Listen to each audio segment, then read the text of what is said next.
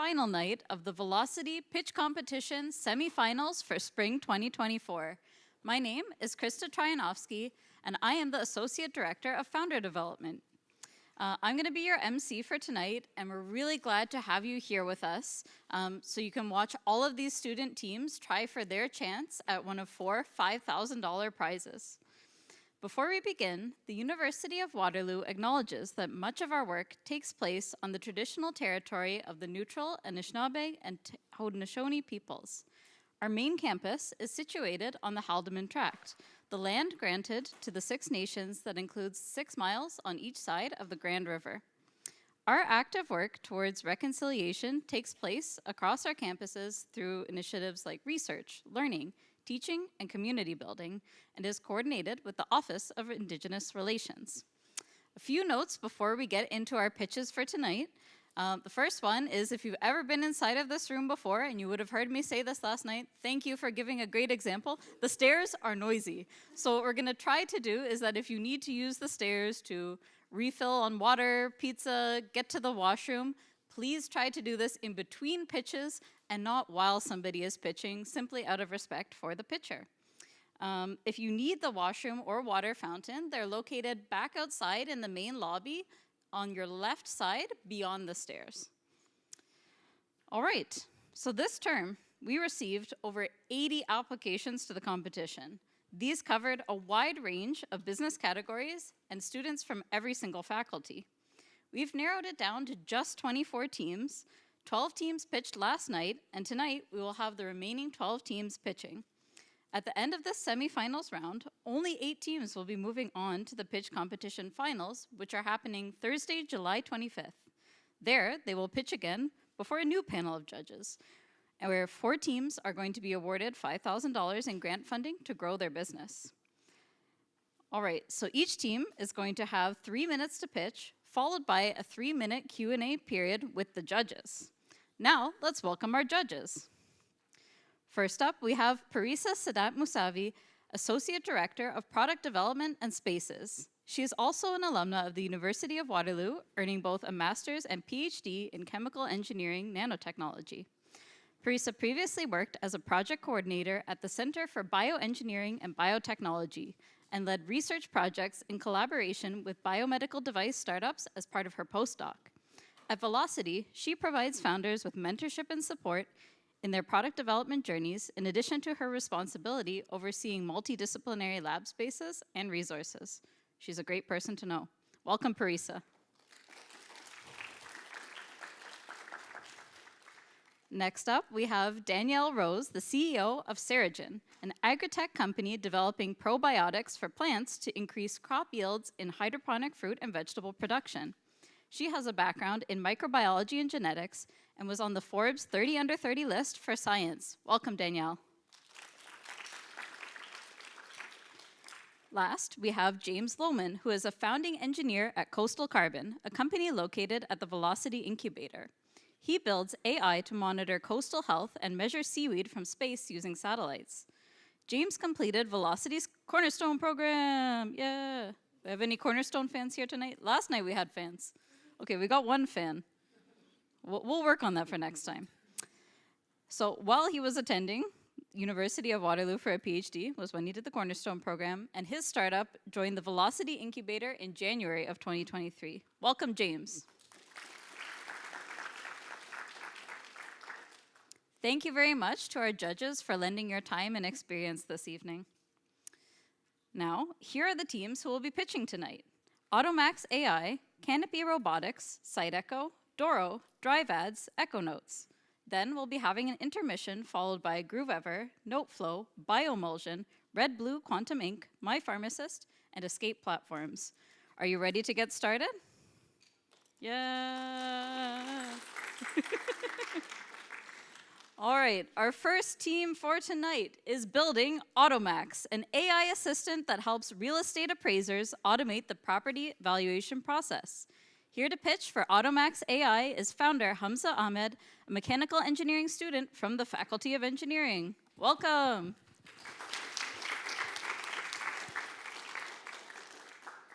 Hello everyone, my name is Hamza. I'm here to talk to you about today about Automax and what we're doing to change the way that your home's value is decided. So to start, I'd like you all to take a look at these two properties and take a guess at how much they're worth. Chances are you're probably way off. And that's because property valuations are a lot more complicated than people think, and expert real estate appraisers have to follow a thorough data-backed process. That involves inspection data from when they come visit your house, a bunch of market data, interest rates, trends, and way more that they've jam-packed into this 50-page appraisal report. The problem is that data is really hard for them to find. A surprising number of appraisers are still using pen and paper databases, which is boxes and boxes of listings. On the left here is the state-of-the-art digital solution. I know what you're all thinking. Hamza, that looks like it was built in the 90s. That's because it was, and it's hardly been updated since then. The other side of the problem is actually analyzing that data. And over 80% of appraisers that we talk to still only use Excel as their primary analysis tool, which is unable to do paired sales or market analysis, which is crucial for appraisals. And that's why we built Automax's Appraisal Copilot, the first AI tool to modernize the entire appraisal process. Now allowing appraisers to do all of these tasks that previously took anywhere between 3 to 5 days in under 20 minutes. That comes at a charge of just $500 per month for these appraisers. And when all of their income is based on the number of appraisals that they can put out, this is something that we've had great response with our customers so far. We also have an enterprise model for larger appraisal firms where the cost is split amongst a monthly subscription as well as a per appraisal charge. When validating our idea, we talked to over 100 different appraisers, and we found that they're all on the same page as us. Over 97% were actively seeking modernization, with a further 86% saying that data analysis was a problem for them, and 76% actively facing burnout and stress. There's over 95,000 residential appraisers in North America, and a further 20,000 plus commercial appraisers, giving us a market size of just over $1 billion. Now, in terms of traction, since starting 6 months ago, we've already got 50 plus active customers from 6 different appraisal firms, generating about $8,000 in monthly recurring revenue. We've also partnered with the largest appraisal firm in the country, who also have a sister branch in the US with over 100 appraisers we're onboarding later this year. In terms of financial projections, by the end of this year, we plan on launching in both all of Canada and select states in the US, before expanding to other states, as well as the entire United States by the end of 2025, reaching 5,000 total users. My name is Hamza. I'm the founder and CEO of Automax. My family has been in the appraisal industry for over 50 years, and my first internship was actually doing boring data entry for 4 months, and it was one of the most painful experiences of my life, which is why part of why I built Automax is just out of spite for that process. Omer is our software lead, who's recently been brought on. He's also the ex-founder of another AI startup. We have some great advisors in the form of Velocity's very own Eric, also Adam, who's the CTO of Pinpoint, which is one of the largest property tech companies in North America. With that said, thank you all for listening. Please join me in helping Automax make appraisers' property valuations more accurate, efficient, and transparent. Thank you.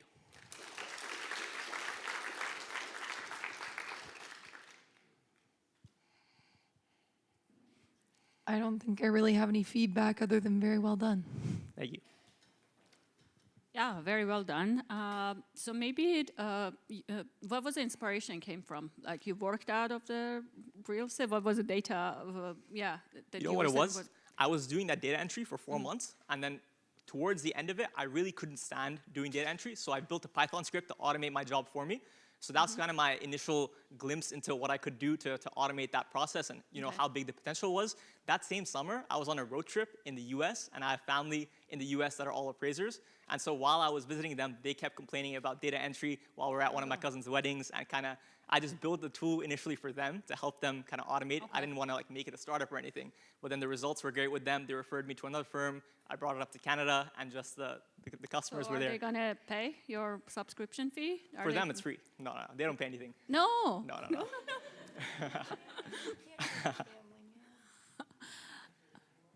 Okay, so with your business model, if you go to that slide, is that unlimited reports that they can get per month, or? Sorry, unlimited what? It's like a $4.99 per month. Yes, unlimited reports. Unlimited. Unlimited. So do you know, on average, how many reports a real agent if it's a single appraiser, generally they're doing about 30 a month now, so one a day. Okay, how much money you save them? Is that the right value? So each report is worth anywhere between $350 to $700, which is what they earn for that appraisal. But obviously, there's costs being cut out for the middleman and the whole process as well. Okay. So I don't have exact statistics on the numbers, so but you can imagine. If you multiply it by 30 and 500 per month. I would say the pricing might be a bit low.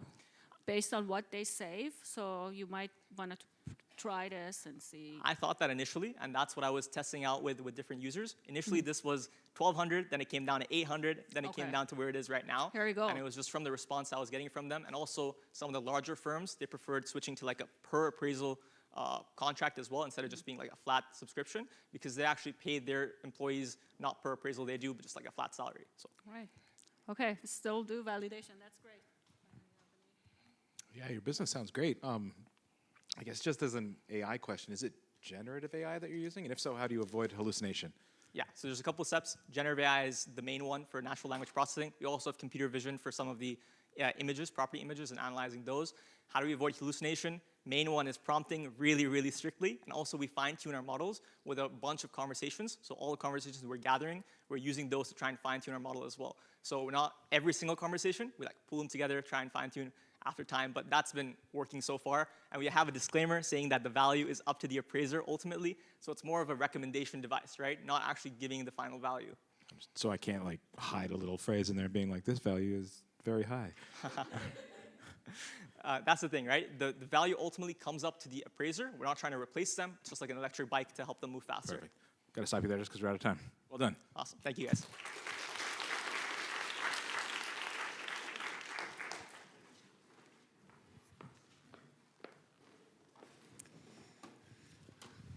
Okay. Thanks, Hamza. I always love hearing the stories behind startups. Like, imagine if you could turn your worst co-op term ever into thousands of dollars of monthly recurring revenue. Not such a bad 4 months after all, is it?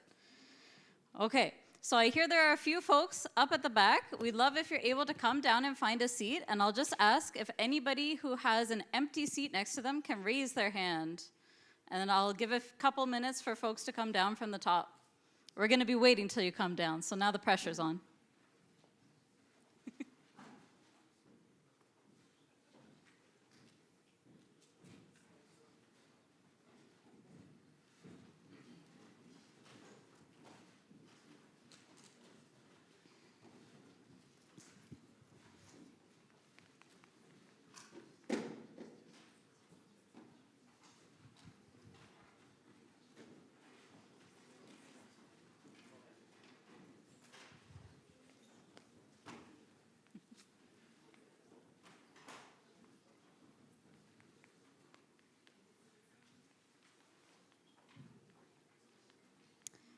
Okay, up next we have Canopy Robotics. This team is revolutionizing the roofing industry with robots for quicker, safer, and cheaper shingle installation.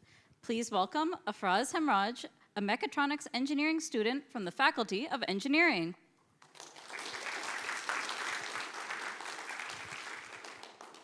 Something we often take for granted is the roof over our heads. But did you know that roofing is one of the deadliest professions in the world? Someone who knows this all too well are Kevin and James. Kevin owns his own roofing company, and James was his first hire over 20 years ago. Last year, while working on a project, James tragically slipped off the roof he was working on and eventually died from his injuries. Unfortunately, this is not an uncommon situation, with 3,600 out of every 100,000 roofers getting injured annually and 57.5 of them dying. And that's not all. Due to these dangers, 84% of business owners like Kevin that we spoke to say that recruiting or retaining workers was their most difficult problem. All of this while the new housing industry growing by 300% last year alone. So you must be thinking, there has to be a safer way of getting roofs over people's heads, right? If you thought so, you'd be right, and that way is Canopy Robotics. Let me introduce you to Pico, a robot that automates the roofing process, making it cheaper, safer, and more efficient. Simply anchor points to the roof, deploy Pico, and allow him to scan his surroundings. Then load your roofing materials and sit back, while Pico installs all the shingles and nails to finish your roof. But why us? Efficiency. The average roof takes about 6 people to install, meaning Pico and its operator can replace 6 people. Safety. Since Pico only requires a single operator, the amount of time workers spend in dangerous environments is reduced by 83%. And cost. By strategically pricing Pico to cost the cost of 4 workers, we're saving our partners 33% in annual labor costs. To deploy Pico in the next year, We're looking at an average initial cost of $14,000, an operating cost annually of $57,000, and with our pricing strategy, this gives us an annual recurring revenue of $166,000 per robot, giving Canopy Robotics a profit margin of 75% while still saving our partners 33% in annual labor costs.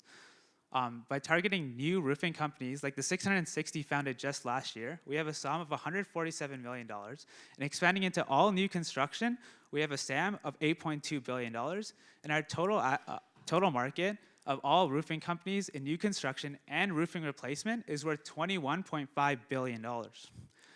Until now, in the past 6 months, we've conducted over 120 customer interviews, and we're actively in conversation with 16 of these companies to kind of understand the pain points in the industry and incorporate those into our MVP. We're talking with these companies to get letters of intent to confirm user interest. The team behind Canopy Robotics is a team of 6 passionate fourth-year engineering students, and we're seeking $5,000 to continue development of our MVP and to focus on business growth so we can get Pico into our customers' hands ASAP. Roofing costs time, but should it cost lives? If you also think it shouldn't, then join us at Canopy Robotics as we put roofs over our heads safely. Thank you.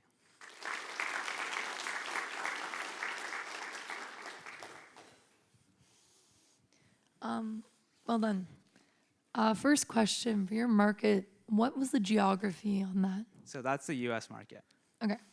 And then as far as current solutions, are there any other automated solutions on the market today? Yeah, so it's a very niche market since it's like the construction industry and they're pretty behind on technology. A lot of the work being done is very manual. As far as we know, there's a single competitor in the US space that does kind of something similar. But for the most part, the process is very manual. There's about 6 people on the roof. There's not a lot of safety. Okay. And how are you planning on differentiating yourself from that current competitor in the market? I think in terms of our business model, we're looking at renting out the robot in terms of a yearly subscription. And we're also looking to provide an operator. So it's a very end-to-end solution in which, as I mentioned, 84% of company owners struggle to find people to do the roofing. So by offering an end-to-end solution, then we're really solving their problem. Do you have any metrics so far on like how good your roofs are? How good our roofs are? Yeah, like do they leak? Oh, we're still in MVP development. We have a small functional prototype, but in terms of actual roofs, we're working to develop that, and that's kind of why we're looking to get the $5,000 to further improve our MVP and kind of focus on the control systems inside our robot to make it more accurate. And how many people are required to load it with supplies? So it takes about 30 shingles at a time, so it only takes a person. So as we mentioned before, Pico needs a single operator, and all of that can be done by a single person. Do roofers work as single people, or do they always have pairs? So roofers, like an average roofing crew is 6 people. So this solution would only require a single person, hence why I mentioned that like the amount of like danger is reduced by 83%, because instead of 6 people, it's only 1 person now. Very great work. What is your main challenge to make your first MVP? So the main challenge is, you may think of this as a construction problem, but it's a very control-based problem, and that's why we're so passionate about it. It's a team of mechanical and mechatronics engineers. So really the control systems aspect and kind of getting the accuracy and pinpointing where every single nail has to go, that's been our biggest challenge so far. And then also working with different roof geometries. Okay. Do you have a right team? Where are you making your MVP now? In your lab? Where is happening? So luckily we all live very close together, and we have backyard space and garage space, so that's where it's been kind of being built so far. But okay, right, very well done. Thank you.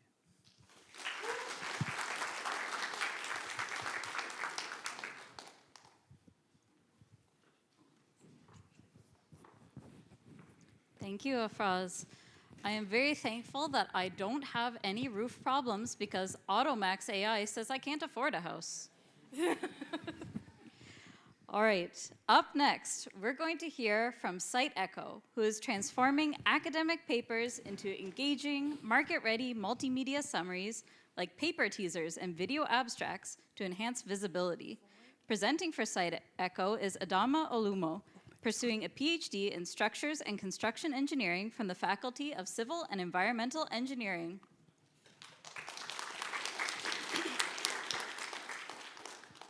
Thank you. Hi, I'm Adama, and I am a PhD student. As a PhD student, you're expected to publish, publish, publish. So, in academia, you publish as many papers as you can in hopes that a couple of them will drive citations and boost your citation score. This in itself can be difficult today with AI and a lot of publishing houses just churning out paper. It becomes difficult. There's another way you can approach the problem. You could actually market your paper as a product by creating small short videos that draws your reader in. This has been proven to increase your citations by about 20%. So, this costs time, money, and you really need to know what you're doing. So I offer a solution, a platform, Site Echo, to create short academic videos with the aid of AI. Site Echo has two objectives: to simplify the creation of your content and to boost your visibility. Meet Alan, your AI content creator guide. With Alan, you can submit your paper and immediately generate your content. But with academic content, it has to be exact. So you can go back and review different sections and components of your paper to make sure that what you've created is accurate. On the other hand, you need to be able to see multiple papers and content to be able to search through them easily. On our platform, you can do that. But even more so, we're thinking about integrating.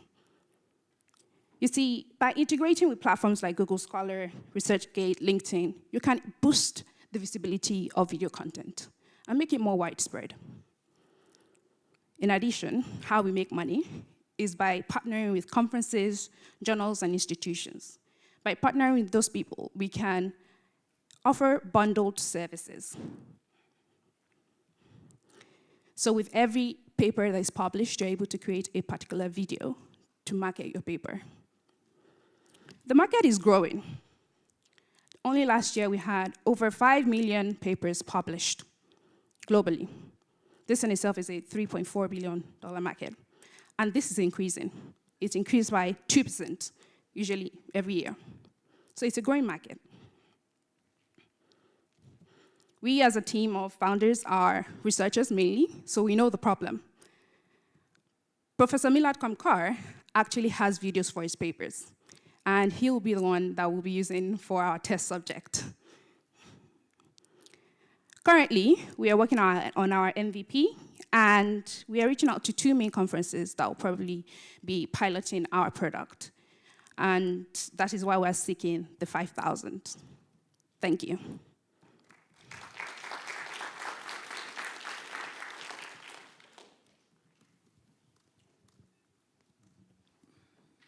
Very well done. How do you make money? How do you charge your users? So, if I go back, that works. So if I go back, we are offering bundled services, which we put at a price tag of $50. That we put just for conferences, right? So we take a commission from the conferences, journals, and institutions that do sign up with us. So we don't charge directly to the user. Instead, we work in partnership with particular conferences. A typical conference would charge you about $400 for you to attend. So if we can wrap up that cost into that, then we're able to easily just partner up and get a cut of that. I'm a little bit unclear. So whose problem you're solving? Like authors of the publication, they get more citation, or conference to get more visible? I just didn't get the exact problem. Okay, so as an author myself, if I do publish a paper, it would be nice if I'm able to create content to support that paper. Yeah. As a conference, where you get your money is from people that are attending your conferences, right? So if you boost the visibility of the people's paper, right, by having video content, you can use them as marketing tools. If they post that on LinkedIn, post it on Google Scholar, you boost the visibility of your work. So it's not, the academic method is integrated. So what we're doing here is boosting the visibility of the video, but everyone benefits, the conference, the journals, and the institutions. You said you were building an MVP. Is it working yet? Do you have any videos available? Yeah, so I have a website, which was just like the first demo, just to show videos, because there are existing videos, there are abstract videos out there on different platforms, but they are like hidden behind paywalls and stuff, so they're not all aggregated on one platform. And that was where the idea came from. Like, it could all be searchable on an easy database. And why can't we just attach it to something like Google Scholar, where my search results come up with videos as well for the papers? So that's pretty much it. So my question then sort of revolves around being a former academic and never having that much money. I probably wouldn't want to pay for anything. Yeah. Why not take public access papers, make the videos, and monetize them yourself? So that's pretty much where the partnership comes from, right? So I don't want to, because there might be, proprietary stuff that I can't just turn into videos and make money off it, because the creator is the artist there. So me partnering with conferences, journals that tend to collect papers and sort of get that access, they'll be the ones to refer people to us to create content for their papers. So we're not eliminating the person that created it, but we're just the next stage, right, with that paper. Oh, never mind, we're out of time. Oh, thank you.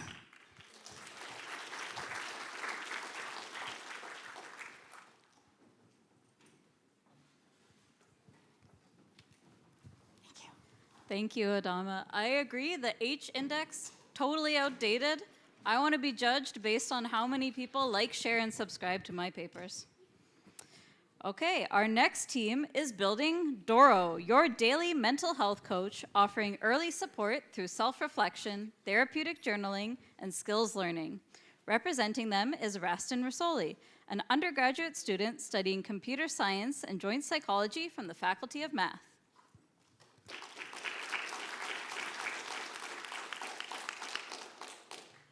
Hi everyone, I'm Rastin. The current wait time for university mental health counseling sessions across North America is 3 months, a challenge my friends and I have personally experienced. And the issue isn't just low therapist to student ratio, but actually high cancellation and low attendance rates. We interviewed 200 students seeking counseling and identified 2 groups. First, individuals who have very serious symptoms. They have very low cancellation and high attendance rates. And individuals with low to mild symptoms. They have very high cancellation, low attendance, and less than 40% satisfaction rates. Individuals in this group are at the subclinical stage of a mental health disorder, showing early signs such as daily anxiety weeks to months before the full disorder develops. And there's not much support for this stage. Therapy is expensive or inaccessible, and medication isn't applicable. That's why we created Doro, a system for subclinical intervention. The main feature of Doro is a chatbot offering 45-minute sessions. During sessions, you can talk with Doro through text or voice, and between sessions, Doro provides simple assignments. We conducted 18 months of research to identify specific techniques in psychology that aid individuals at the subclinical stage. The 3 main principles behind Doro are behavioral therapy, self-reflection, and therapeutic journaling. Each helps our users to understand their emotions and thoughts better and equips them with necessary skills to manage their emerging symptoms. To incorporate these techniques, we need detailed psychological profiling. Doro isn't just a single AI model. It's a state machine consisting of 12 generative models. We've used different techniques such as dynamic vector databases and retrieval prompting to understand users' vulnerabilities and thought patterns. After the commercialization of OpenAI models, AI in the mental health market is rapidly growing, increasing from 900 million to 4 billion by 2025. Doro isn't the only mental health chatbot available. However, unlike others that market themselves as therapists, such as Sonia, which won Y Combinator's winter pitch competition, We're focused on a completely different market. We launched 10 days ago. Within 10 days, we've got 400 users and 60 sessions have been purchased so far. Our business model includes 3 free sessions, followed by 5 session and 10 session packages. We're also reaching out to universities. We're launching at the University of Waterloo within a month, and we're talking with other universities as well. Behind Doro is 15 years of collective experience, ranging from psychology to computer science. The proceeds from Velocity 5K will help us to deploy the next version of Doro, as the current version is just the beginning of what we've designed. Without early intervention, individuals at the subclinical stage develop serious disorders. Our vision with Doro is to support them before it's too late. Thank you.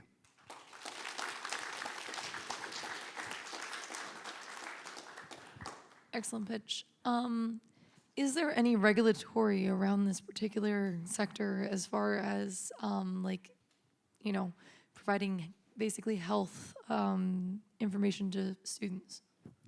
Our biggest advantage compared to all of these mental health chatbots is that we're targeting subclinical stage because there's no regulation. That's why we launched 10 days ago, and we're right now talking with the University of Waterloo. We're launching, and we're also launching at the University of Toronto as well.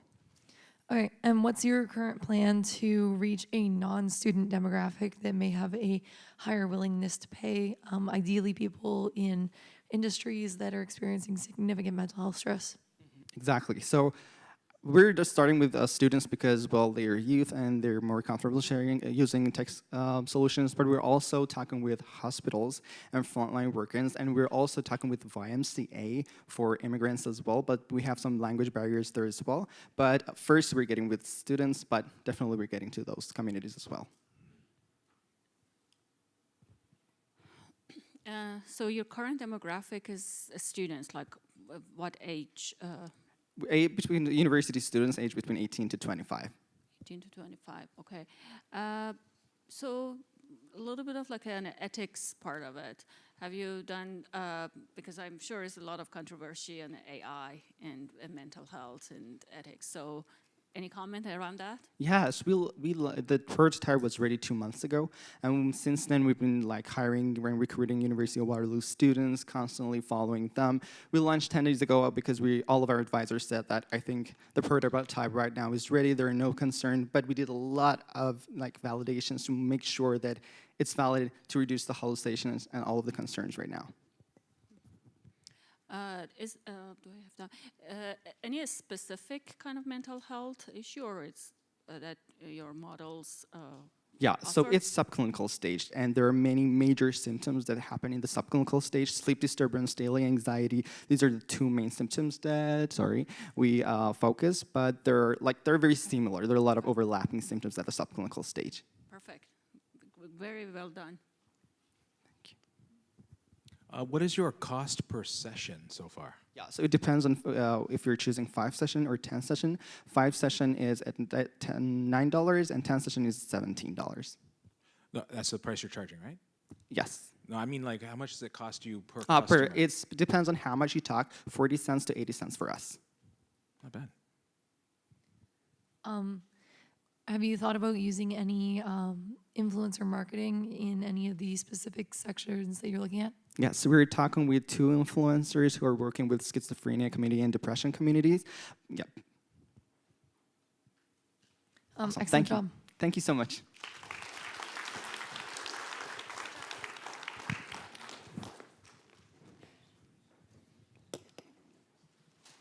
I have to admit, I have tried Doro myself, told it my deepest, darkest secrets, and I have just one question for you, Rastin. A high score is good, right? Okay, next up, our next team will be Drive Ads. Drive Ads is a rideshare advertising company that uses wrapped cars to deliver geo-targeted, memorable ad campaigns, transforming the way brands connect with consumers outdoors.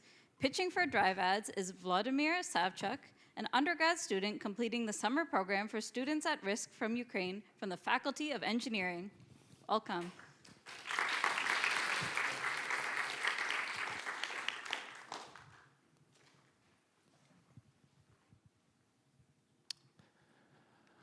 Hi everyone. Brands today face a lot of difficulties with traditional advertising ways. First, they're expensive. Second, they are limited in targeting specific geographic areas. And third one, the conversion rates are low. Last, brands often seek for creative and memorable marketing campaigns. On the other side, we have Uber driver, who are constantly looking for additional source of income, especially when gas prices go up, car maintenance also go up, and also average trip price is just $10. And here we thought, what if we could combine both problems and trying to solve them for brands and drivers? And this is how Drive Ads was born. This is rideshare advertising company that provides memorable, mobile, cost-efficient advertising on Uber cars drivers. My name is Volodymyr, and I have 2 years of experience in data analytics, and my co-founder Yaroslav has 3 years experience in software development. How the process will look like? First, the driver signs up, and here we learn about their driving routine. Then, based on that, we match with the brands based on their needs in targeting geographically. And after that, we install a high-quality wrap on their vehicles. Our unique features are, first, it's targeting the specific event. This is a blast. This is a process where a branded fleet of cars are synchronized to arrive to a specific event. For example, NHL game or Taylor Swift concert. And this will skyrocket the impression and brand activation. Second one is analytics on impression at advertised ROI. And this is powered by Street Metrics. And the last is that 64% of viewers of the ads on wrapped vehicles remember it up to 30 days, which make it the most memorable form of transit advertising. The market is 750 million, and we are aiming to capture 6.5 million. Our value proposition is just $5.6 per 1,000 of impressions, which is significantly lower than our competitors. Today, we have 5 brands in active negotiation, 35 drivers signed up for trial, and we are currently developing a driver ads app. We plan to do 2 pilot deals by the end of this summer. We need funds to accelerate our growth. We will spend $2K to hire part-time professional sales manager and also $1K for infrastructure and $2K to subsidize our first 2 pilot deals. Thank you very much, and join Drive Ads on our way to provide memorable, mobile, and cost-efficient advertising.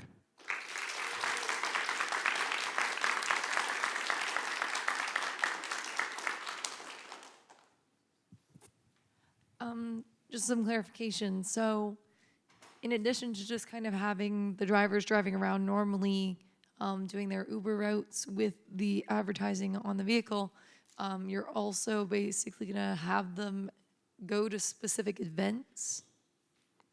Yeah, this is our unique feature.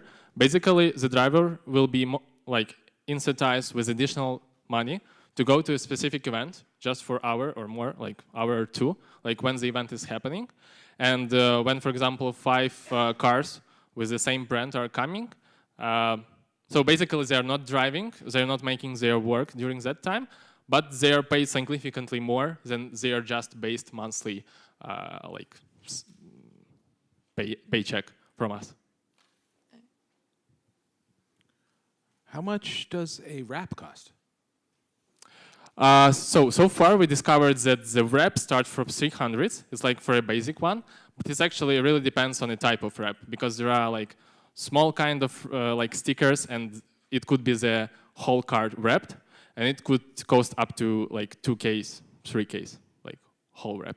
But so far we discovered that like those partial wraps, like just on the front doors, they also work fine. Like there is no need to wrap the whole car. Do you have a car? Here not, but I used to have before. I was just curious if maybe you were driving around with one and I'd noticed it. But have you tried convincing a friend to drive around with one of these wraps and see if it provides useful? We tried, and it's actually interesting. Like our first initial idea is that the students will be driving with those ads on their cars. But after we did our customer discovery, we realized that students and young people are not the ones who have a lot of intentions like to put something on their car, because what would like their friends would say, or how would I pick up a girlfriend or something like that. That's why, and during discovering the Uber drivers and like taking the Uber route, we discovered that family-oriented, like just older people, they have more incentives to put these wraps on their cars because they care less about the look and more about the money that they could get. That's exactly what I wanted to ask. Have you talked to users? Because lots of them, this is their personal car too. And how permanent is the sticker? Is it reversible? You can take it off. It's like what will happen on their car? So it will be permanent for the whole campaign period.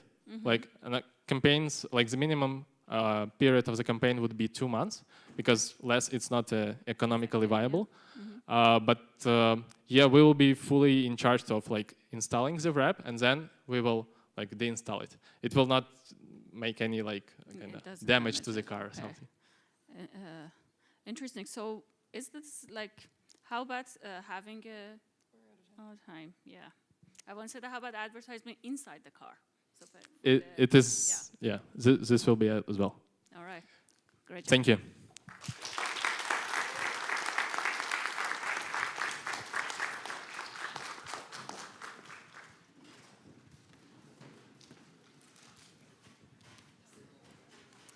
Okay, what I learned from this pitch is that I am in my 30s, I am shameless, and I do not care what my friends think.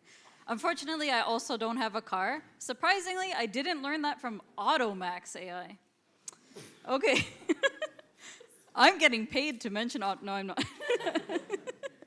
Okay, our next team is building the world's first future self messaging app. Please welcome Kishore Rajesh, an undergraduate student studying management engineering from the Faculty of Engineering.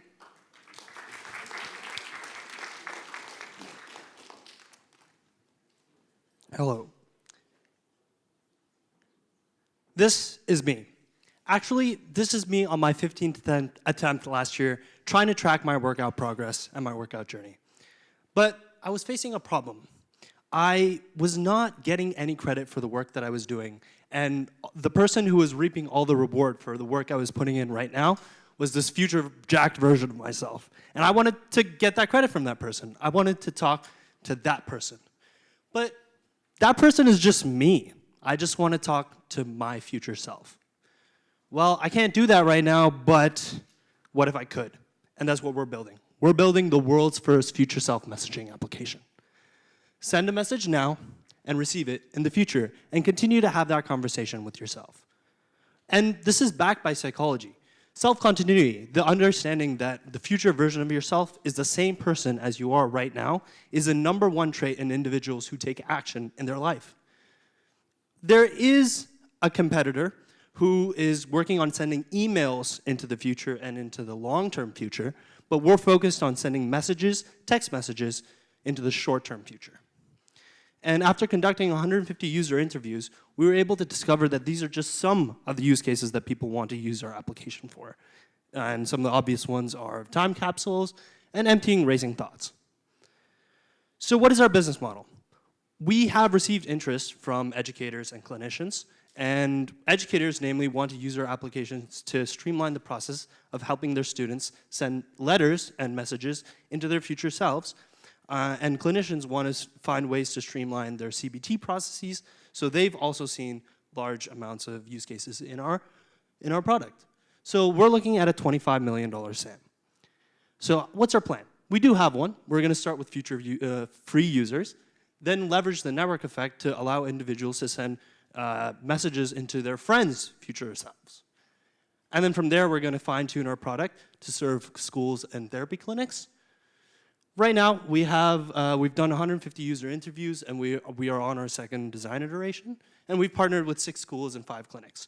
We also have individuals working on website design, and we're also working with Victor, who's conducting preliminary research for our product to start the tailoring process. This is what the app looks like right now. And by the end of the summer, you will have it in your pocket. And at the beginning of 2025, we'll be partnering with the research lab at the University of Waterloo to continue helping us tailor our application. Right now, we are the team to do this. I currently have built applications for fiber optic companies that serve millions of users, and they require robust and scalable solutions. And my co-founder has built Split Second, a game that allows individuals to talk to or interact with their future self, and is right now played by over 100,000 kids. So this is our team. We also have advisors in Daniel, who's a co-founder of a self-help style mobile app, and has scaled his users to millions. And Benton, who's a co-founder of VapleSoft, and he is also an eight-figure venture capital fund manager. This is Echo Notes.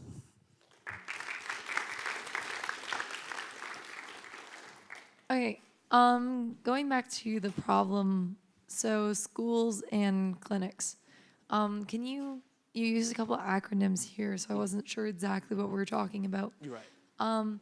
Who are the clinics? Like, what type of patient are they serving, and what is the application here? So the application is, one of the applications that we saw was CBT, cognitive behavior therapy, where individuals would write to themselves and talk to themselves, and that proved effective for cognitive behavior therapy. But the issue right now is that they often have to wait till they go to the clinic and write down on a paper, and we wanted to kind of streamline that process by allowing clinics to kind of, clinicians to have access to their clients' messages, and when they are dealing with something or they want to write to themselves, they immediately can pull it out of their pocket and start writing. All right, and as far as a value proposition, so like, I guess, how did you get to that $99 per month? Right now, this is tailored towards Future Me's pricing, but this is actually much less than what Future Me is offering right now.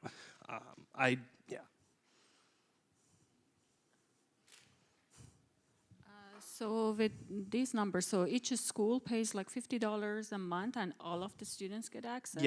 Yes. Okay. Yeah. Interesting. And clinics? Yeah, it would be the same for clinics as well. Okay. You said that this is proven by like psychology or research, and you're going to do more research. What is your more research what are you proposing? I think the biggest thing is that we have a couple use cases that clinics and schools have voiced, but we think that there is more to dig and understand. And also we want to understand users, like not just educators and clinicians, maybe expand to enterprise level solutions.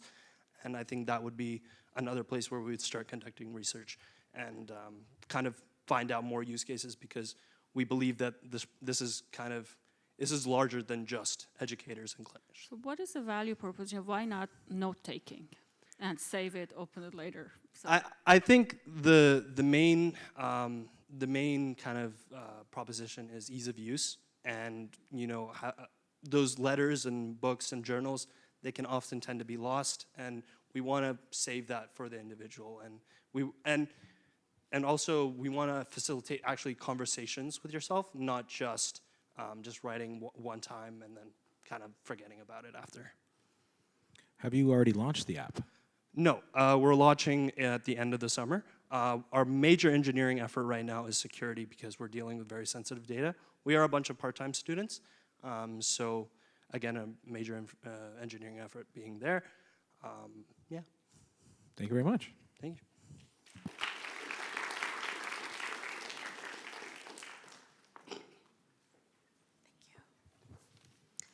Thanks, Kishore. And I heard that Freudian slip during your pitch. That's a very interesting revenue model that you're planning to both charge me today and in the future. Okay, now we're going to be taking a quick break for intermission. Please take a moment to fill out the survey and let us know what you think so far of our event and also of my jokes. Please don't forget to See, I'm getting some laughs tonight. Please don't forget to register for the finals on July 25th as well. Again, reminder, if you need bathrooms, they're at the far end of the main lobby beyond the staircase on the left, and we'll be back here at 6:05 to continue our pitches. See you guys then.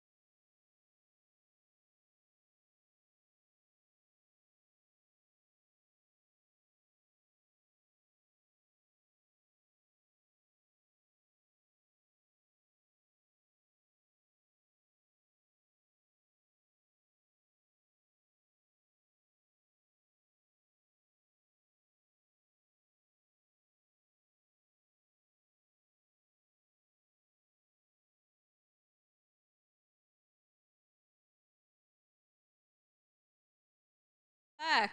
We're going to continue with our last few teams after our intermission. So the next team up is Groove Ever, who is building a one-stop street dance platform that aims to make learning accessible, interactive, personalized, and to provide a vibrant community for dancers globally. Pitching for them will be Ching Wong, an undergraduate honors mathematics student from the Faculty of Math.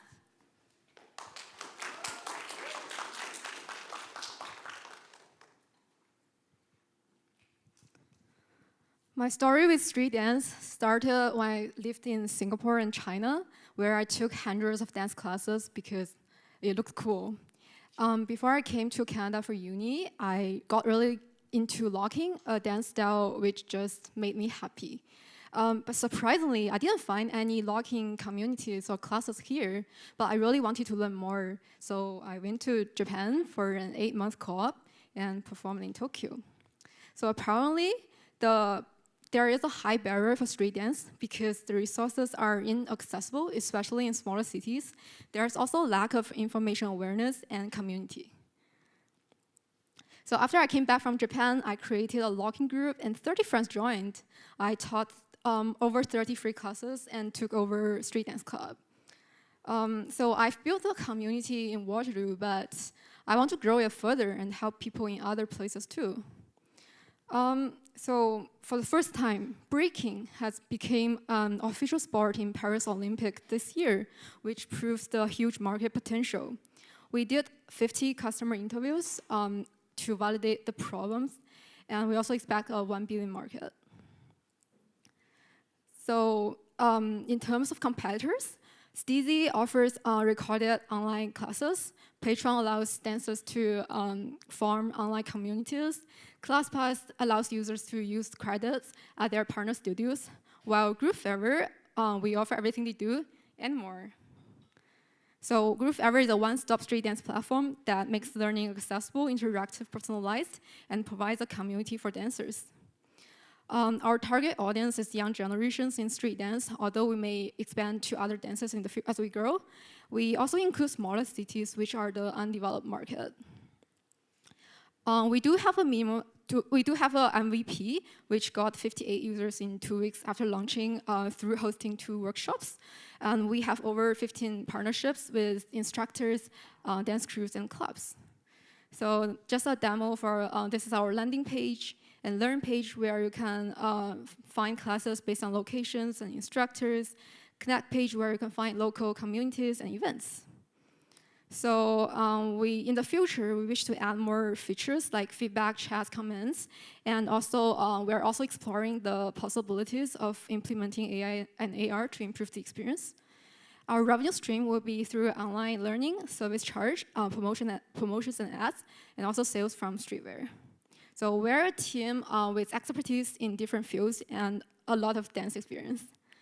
So our mission is to connect dancers around the world and spread the joy of street dance. Let's groove wherever, however, forever. Thank you.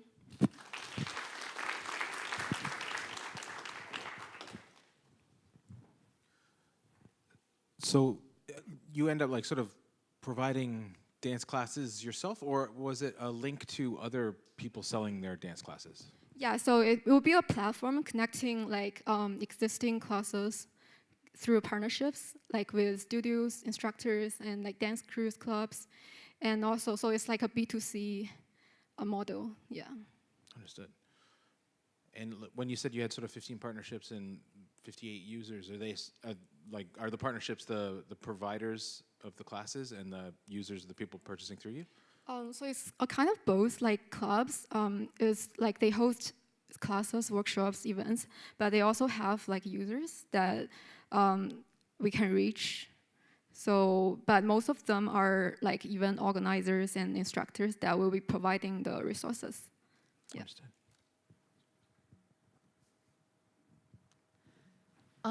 For those 50 users that you interviewed, what was the demographic there? So mostly Toronto area, but we also did interviews with like from other countries like UK, China, like Singapore, yeah. Yeah, and so were those people already dancing or people who were interested? That's like dancers at different levels. So like very experienced like instructors, like 15 of them are actually already instructors, but also like beginners and also people who maybe only dance a little bit. So like completely like newbies. Yeah. Can you go back to your market sizing? Sure.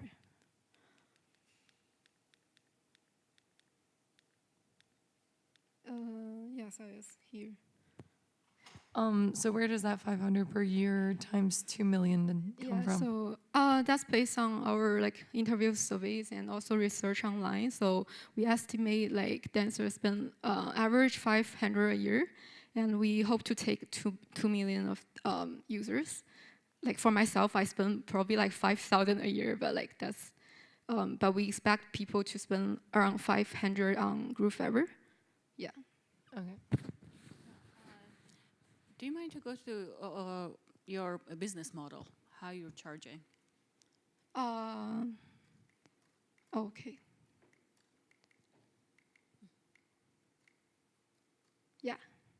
Okay, so online learning, yeah, how do you charge them? How much each user pay? Yeah, Is it so per month, per year, like, yeah.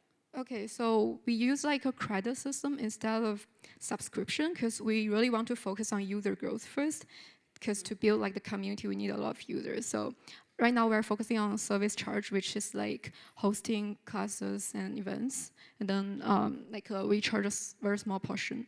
Online learning will be similar to Steezy, so like online classes, including both recordings and live stream. And promotion ads will be for like street dance related thing that we want to promote on our platform when we have like a lot of users. All right, great job, thank you. Thank you.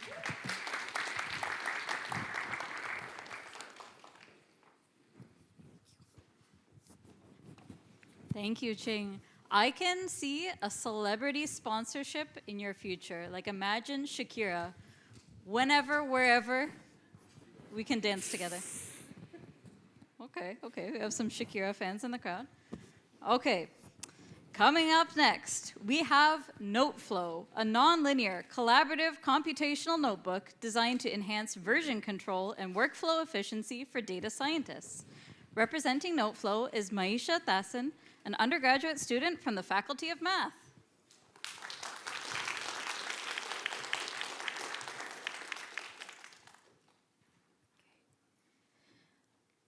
So, meet Alex. She's a data scientist. So her main day-to-day job is to create machine learning models to make data-driven decisions. And so her main form of tooling is computational notebooks. And the most famous computational notebook I think a lot of you guys know is Jupyter Notebooks. And Jupyter Notebooks is like industry standard. We use it to do a lot of experiments. The problem arises is when you try to hand off these experimental notebooks to an engineer. So software engineers, what they have to do is go through all of these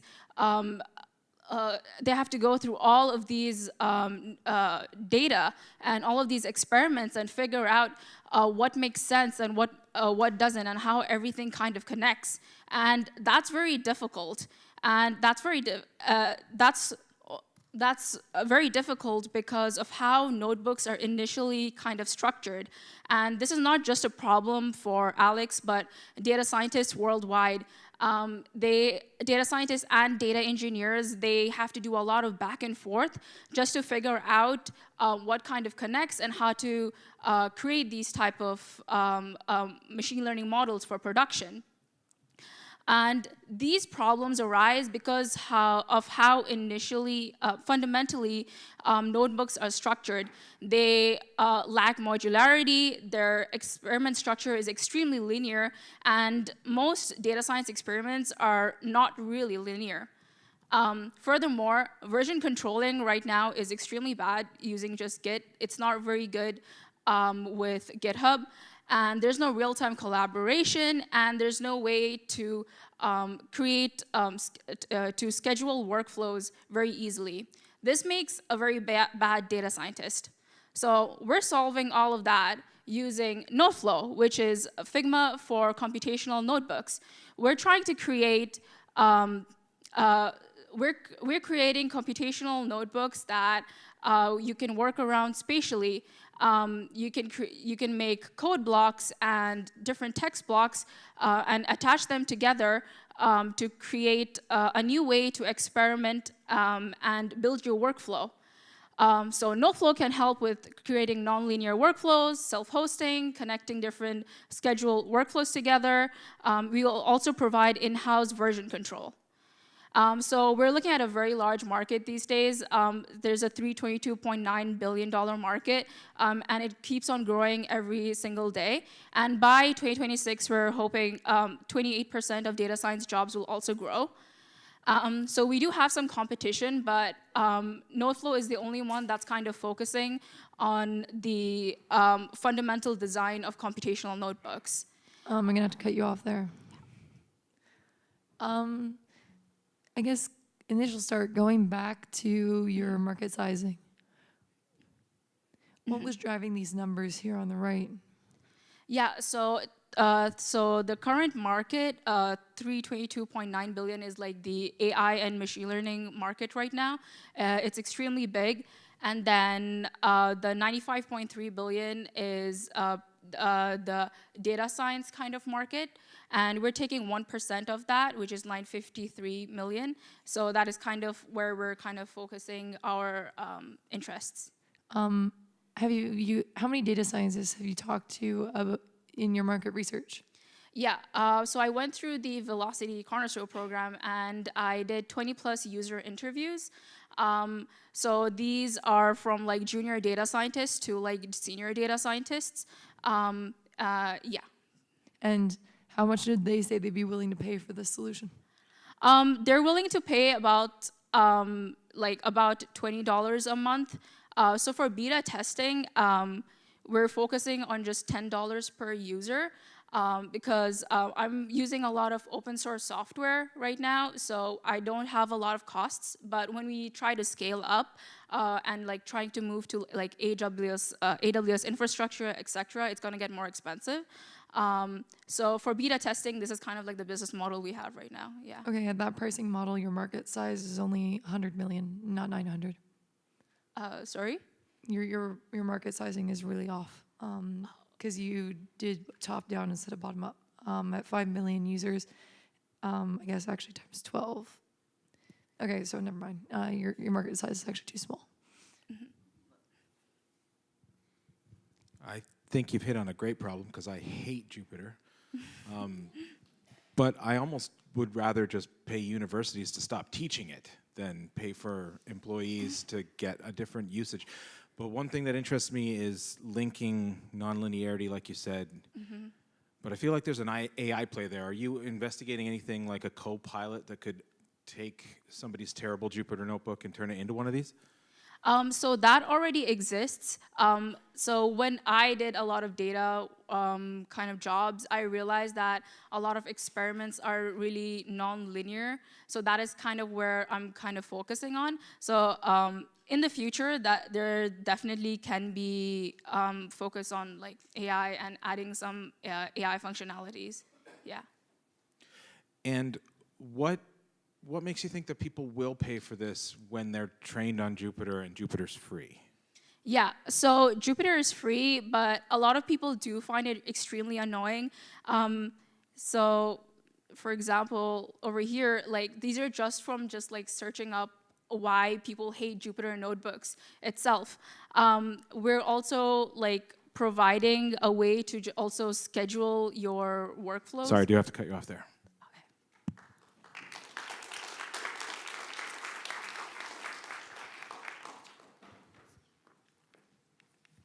Thanks, Maisha. That market size is astronomical. Get it, Jupyter?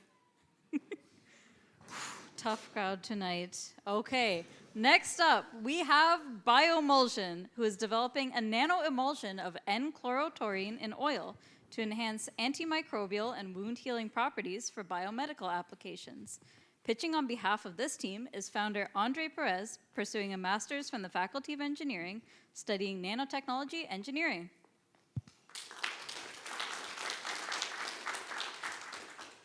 Welcome everyone, this is Biomulion.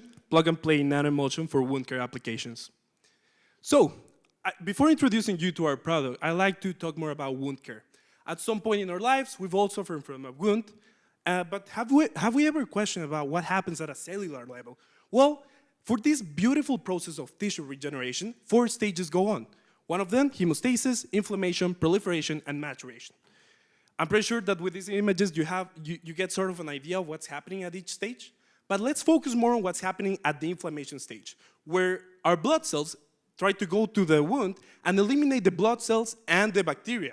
However, this important stage in wound care is affected by antimicrobial resistance, AMR for short. This raises the mortality in hospitals, causing elevated healthcare costs. Numbers are really important to understand the severity of AMR. 43%. 43% of infection-related deaths are associated with AMR. In the US and Canada only, almost 35,000 people die annually considering the wound care preventions, estimating a $20 billion medical care excess expense. So, enter NCT, N-chlorotoluene. This beautiful molecule over here has a high broad-spectrum antimicrobial property, which can aim to fight against virus, bacteria, and fungi. However, its stability and delivery are complicated and have posed many challenges. That's why here at Biomulion, we're developing a nanoemulsion that will grab this chemical compound and make it stable enough so it can be introduced into irrigation bottles, electrospinning cartridges, and wound care solutions for topical treatment. This is an overview of how the market looks like right now, and we're planning to capture almost 30% of this market by introducing NCT-ready cartridges to high-pressure irrigation, hydrogels, and topical emulsions. My name is Andre Perez, and I feel like my background in nanotechnology engineering has provided me with the necessary skills to bring this project into life by 2025. On top of that, we've partnered with Biomulion, which is a company here in Waterloo. It's a leading industry partner that is developing hypochlorous acid solutions in wound care. This is a high-impact solution. The North American wound care market alone is almost $7 billion with a growth rate of 4.8%. As an engineering researcher, I understand how complicated it is to bring ideas from a research stage into commercialization. That's why for the rest of 2024, with the help of Velocity and these $5,000, I'm going to be spending all my time into an academic partnership here in Waterloo to develop the rest of the formulation for this stable nanoemulsion. On top of that, with the partnership with Biomulion, I'm going to be working on the field analysis, which will continue to help us with the scaling up with MDSAT manufacturers, and finally, clinical studies and commercialization. That was Biomulion, stability and targeted applications. Thank you.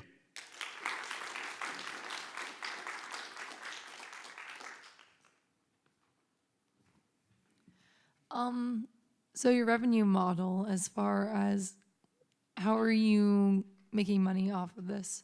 Perfect. That's a really good question. So what I tried to put in the overview in here is that when you introduce the NCT cartridge, you're licensing it to the many manufacturers that are creating high-pressure irrigation bottles, hydrogels, and topical emulsions. So we get a percentage from those sales where they use our NCT formulation. Is your product standalone, or it will be integrated to already existing topical? It can be standalone. For example, in the high-pressure irrigation, we just sell the cartridge. They fill it in the bottles. There's the manufacturing lane by Biomulion. There's one here in Waterloo. You can also use it as a topical emulsion, so it can be directly applied onto the wound. And it has this. It can prevent the antimicrobial resistance that some antibiotics are already causing in wound treatment. Okay. Do you know your regulatory path to get this to the market? Yeah, that's why we've partnered with Biomulion. They already have MDSAP licensed manufacturer. They've already gone through the process. They do something similar, but with HOCl, which is hypochlorous acid. NCT is a variation of what could happen to the HOCl. That's why we're confident that this can be partnered into their license for a medical device, because it's necessary to have a medical device license for these type of solutions as well. So they're the ones that are going to be manufacturing after we send them the recipe of this nanoemulsion. And is this part of your PhD? No, this is not part of my separate? PhD. This is an individual experiment that I developed as a nanotechnology engineer undergrad student, and now I'm moving into a commercial stage during this time until I enter my my master's in Your systems design. master's. Oh, okay. And Thank you. Is your molecule patentable? It is patentable. The molecule NCT is not patentable, sorry. The nanoemulsion itself, it is patentable because of the many different iterations that you need to go through to stabilize the molecule. The recipe has already been done, it has been tested. We just need to scale it up and buy some specific equipment like an ultrasonicator to complete the nanoemulsion product so that we can start testing it. Have you then made progress towards a patent? Are you working on that? I'm not working on it currently, based on the advice that I've gotten from the company I'm associated with, where the hypochlorous acid itself, it took some time until you can prove that this specific recipe is patented. However, that's something that I'm planning to start doing after I finish creating the product itself with the help of an ultrasonicator. Oh, good. Thank you. All right. Thanks so much.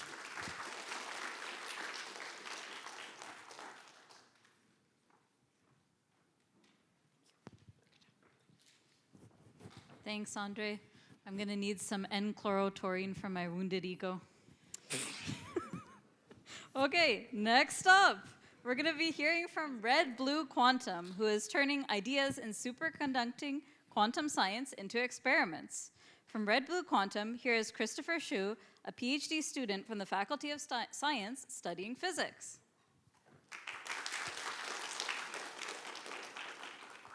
Hello, everybody. We're Red Blue Quantum. And what's the big problem we're trying to solve as a startup?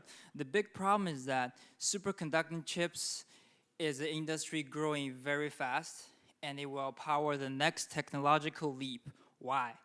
Quantum computing needs it, quantum sensing needs it, quantum communication needs it, neuromorphic AI computing also needs it. And this list will only grow. However, these chips are very difficult to make and very difficult to characterize. It needs a very high level of expertise, and you need access to very expensive facilities and infrastructures. This is where we come in. We're a one-stop shop for everything superconducting technology. We offer modular stack of services. That starts from designing the chip, fabrication, making these chips, and experimental characterizing these chips. And it's also very important that all these three services, these stack of services, are fully customizable. Since we're at the very early stage of superconducting technology, this is very important. Why are we the team to do this? Well, we're basically already a research team downstairs in this building. And even the PI of our group is on board as well, Professor Mariantoni.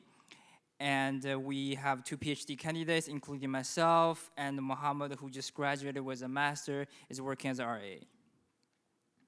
At the same time, we'll have a great location advantage, because next door, you might have seen on your way here, the orange room is the Nano Fabrication Center, which is one of the best in the world.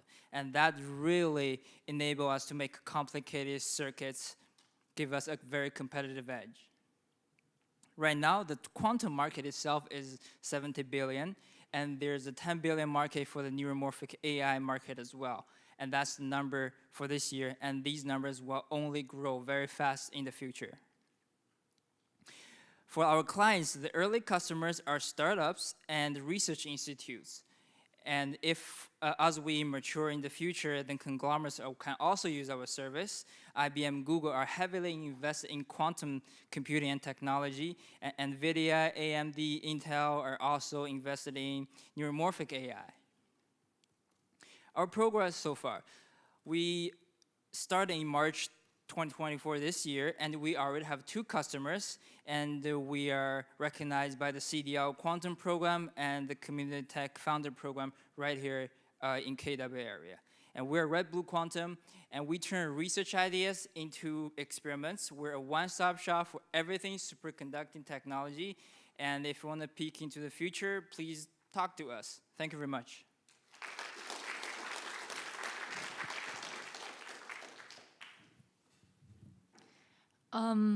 Facility-wise, how are you as a company going to continue to leverage basically university resources to Like, can you build out a lab that is just as good as University of Waterloo's, or do you have to use theirs? So research facility-wise, we need two facilities. One is the clean room, the fabrication center next door. We have to use that.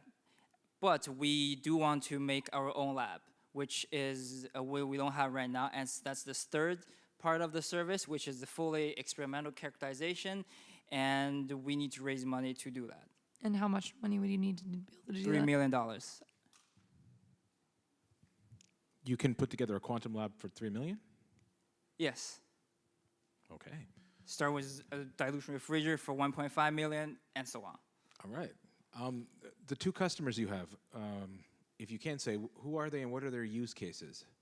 One is a research group in Saskatchewan, and they use the full 3 services. And because we also have a collaboration with them, so we can use our lab for this particular project. And the other customer is a telecom company abroad, and we offer the first 2 services to them.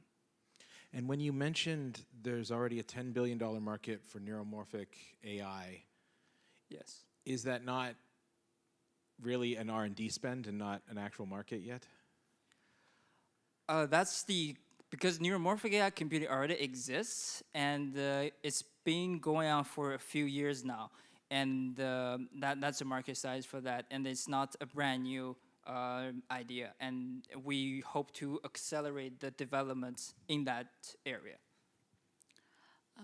What is your main challenge in the product development to get to the time that you can raise money? What is the main challenge? In your The main challenge, basically, to convince people to give us money is that. So how about on your technology? Is Our technology all figured out? Yes, we have everything figured. First off, we have 2 distinct technology. One is quantum chips. Quantum chips for with certain amount of qubits, people can just buy those chips. And for that, we already have the technology to do that. And I've made those chips myself. And the other part is the service part. And that is really only limited by our client's imagination. And so far, we're leading in this area of, say, fabrication techniques, quantum theory, and he's an expert on that, our co-founder. And also measurements, equipment control, we're all really on top of that. Who's your ideal customer? Like, who do you like to, who will have the most money to go, that you sell to? Eventually the conglomerates like IBM, for example, they already have a lab to do this, but if they have a new idea, they want to just verify, and they don't necessarily want to allocate the entire lab to do that. They can talk to us. Okay, so you're like a prototyping facility for these Yes, companies. yes. Okay.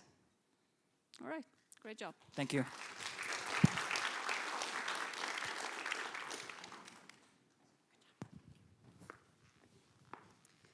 Thank you, Christopher. Did anybody catch the use of the uncertainty principle in that pitch? We know the position of your company so precisely that I can't even tell your velocity. But okay, I'll have an explainer for that one at the end of the night. No worries. Okay, the next team coming up is My Pharmacist, an AI-powered solution for pharmacists that automates medication reviews, streamlines documentation, and provides real-time therapeutic analysis to optimize pharmacist workflows and enhance patient care. Pitching for My Pharmacist is Musab Iqbal, an undergraduate student from the Faculty of Science studying pharmacy.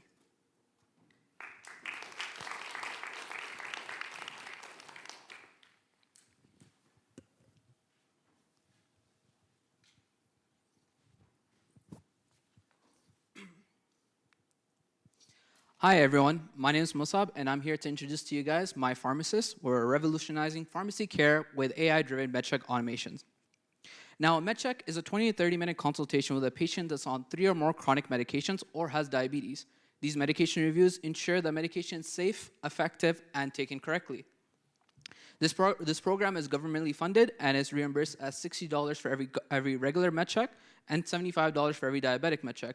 And the benefit is also back to the healthcare system and to the patient. As you can see over here, you have reduced patient mortality and reduced hospital readmission. However, only simple med checks are profitable for pharmacies. The problem? Complex med checks are not profitable. Complex med checks take additional time for documentation, have a heavier therapeutic analysis involved, and they take time away from being able to do other services like medication, like injections and minor ailment prescriptions. 40% of med checks are complex, and complex med checks are ones that involve 6 or more medications and take 45 minutes or longer to complete. Currently, there's 2 ways that this is done. You either print out a paper and handwrite or use an electronic form, both of which are very inefficient and time-consuming. But what if we could be 45% more efficient, going from 45 minutes to 25 minutes? Introducing My Pharmacist, an AI-powered solution for pharmacists that converts speech into text in real time and pre-populates the medication form for you. It also has the ability to do therapeutic analysis, suggesting talking points for the pharmacist to have with their patient. It's integrated with up-to-date clinical trials and drug databases, and the pharmacist has the option to take the recommendations or not, and this simply streamlines the entire workflow. With 450,000 complex med checks per year in Ontario and time savings of 20 minutes per complex med check, this could save 150,000 hours in total savings across Ontario. For an independent pharmacy, this means 7 hours saved per week, which is an extra pharmacist shift, and 22,000 saved in wages. Our target market are TAM, SAM, and SOM are over here, and we're going to be targeting 500 early adopter pharmacies in our first year. Our pricing model is $5 per med check, targeting 85,000 complex med checks in our first year, with a revenue estimated to be $426,000 in our first year. Through our market traction so far, we've started 3 months ago, and we've signed 13 LOIs with pharmacies, and we have a prototype in development. We've also done extensive validation work, and we've interviewed with 40+ pharmacies, and we understand the demand, the pain point, and the adoption interest. Now, where's the money going? It's going towards prototyping that we're going to finish next month, MVP development in October, alpha testing, and beta testing and pharmacy pilot test in December. Now, our team is myself, Aram, and Manbir, and across the 3 of us, we have 6+ years in pharmacy. We have experience in digital health and VC, and we also have 8+ years in software and cybersecurity. Thank you all for listening to this pitch, and that's it. Thank you.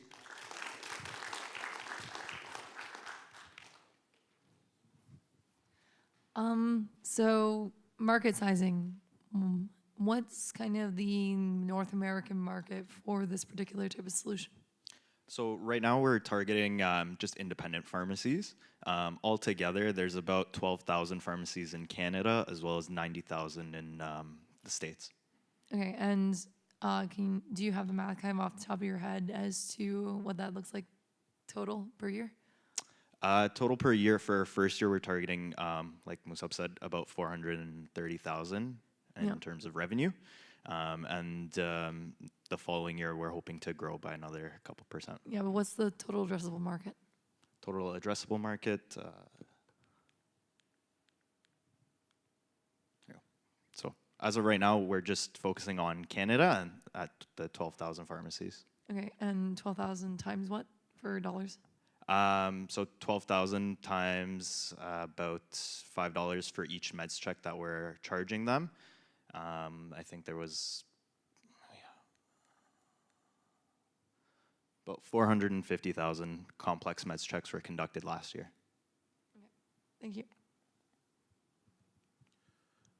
Is this a solution that a pharmacist themselves would use, or would a pharmacy sort of tell all of their pharmacists to use it? Yeah, so we are like a B2B company, so we'd be selling to the pharmacies for any of the pharmacists that work there to use the service. So what kind of regulation exists in case you give bad advice? Yeah, so well, for now, we have looked into getting FDA and Health Canada approval.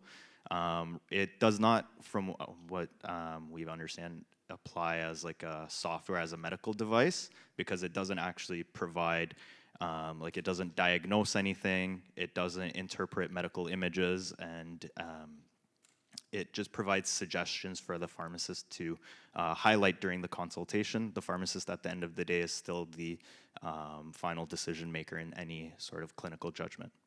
And you mentioned talking with pharmacists. Have you launched with anyone? As of right now, we're still in development of our MVP. So we're hoping for next month or two to launch. Very great pitch. And the problem area that, so I assume that you're pharmacy students yourself and co-founders. Your co-op, maybe this came, what was your inspiration to get to this problem? Literally yesterday, I spent an hour and 20 minutes doing a meds check. It should have taken me 20 to 30 minutes, but I had to spend all that time writing down the entire interaction, and I found I was focusing too much on the computer and not focusing enough on my patients. So. And do you know how pharmacies pay for med checks? Is that something that all the pharmacies should have? Is there standard? Yeah, so we just bill the government directly through their pharmacy management system, just through the health card, and it's $60 for each meds check or $75 for a diabetic meds check, and there's other services too. Okay, great job.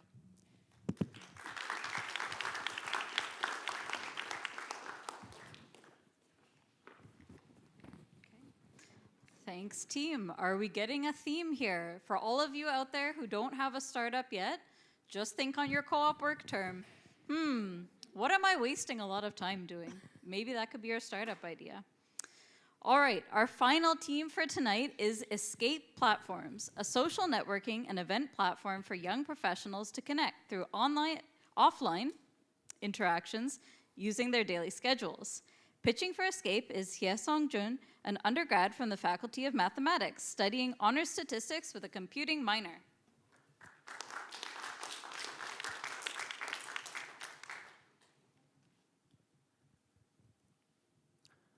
Imagine a world where making new friends and forging professional network is as easy and enjoyable as attending your favorite event.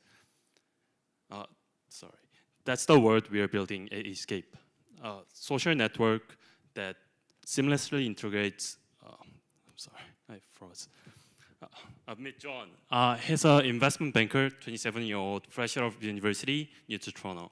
Having no connections in the city, he wants a way to expand his social circle, but current social media like LinkedIn or Instagram lack on forging professional, genuine in-person connections.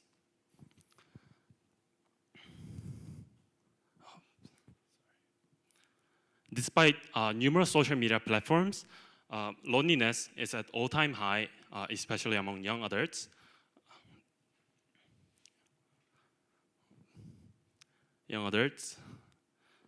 And it's difficult. They lack on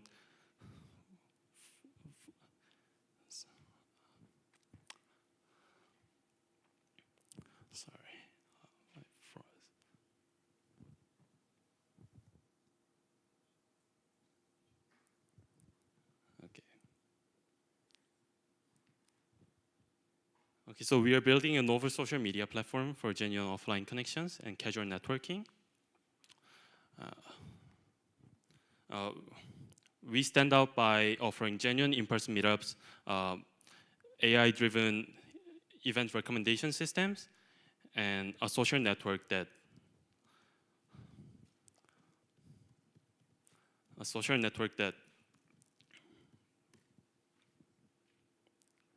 connects you long after the event have ended. Among all the social networking market is booming, but the other platforms excel in either social networking or event organization, but none successfully merge the two to enhance both event organization and social networking. By positioning ourselves at intersection of both, we capture unique niche in the billion-dollar industry. This is our revenue model. We have freemium membership, service fee and ads, event promotions, and in-app purchases of themes and emojis. This is our team. Our team brings expertise from software engineering, entrepreneurship, and technology. We've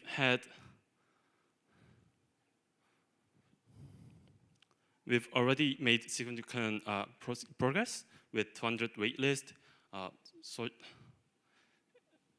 900 participants, and looking ahead, we aim to expand into major US cities and expand globally. We'll use the $5,000 towards marketing, legal, and accounting. And thank you for watching.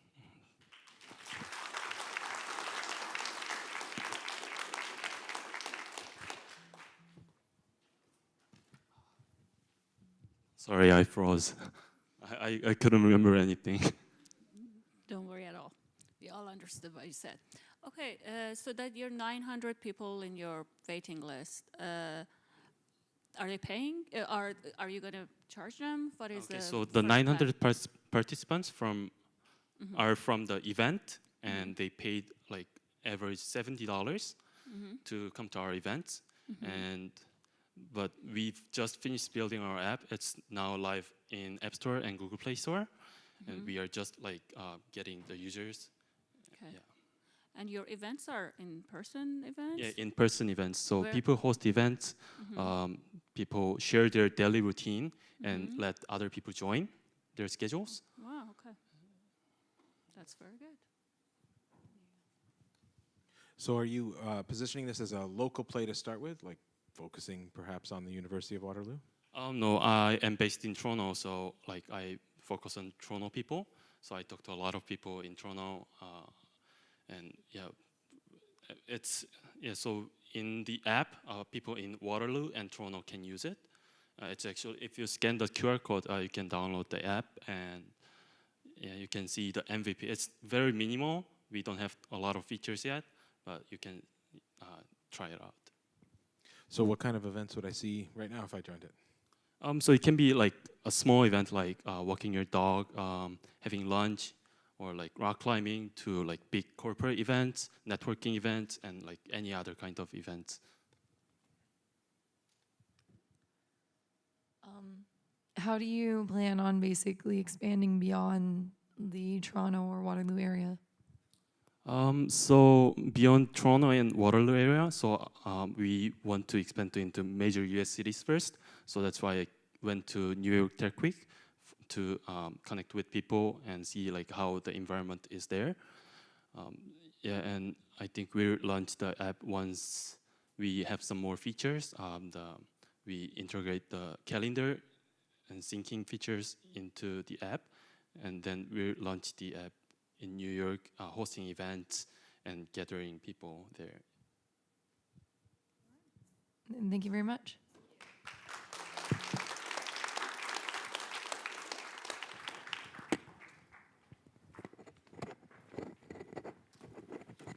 Thank you. I really like your logo, by the way. That gorilla hitting the escape button is so cute. Okay, so that was our final pitch of the night. I just want to say thank you so much to everyone that's been here to watch all of the pitches, to cheer on their friends, and thank you so much to our judges as well for all of their expertise. We're gonna go away for a while, we're gonna deliberate, and at some point we will announce who our finalists are. But thank you so much for being here, and we'll catch you at our next event. See you July 25th.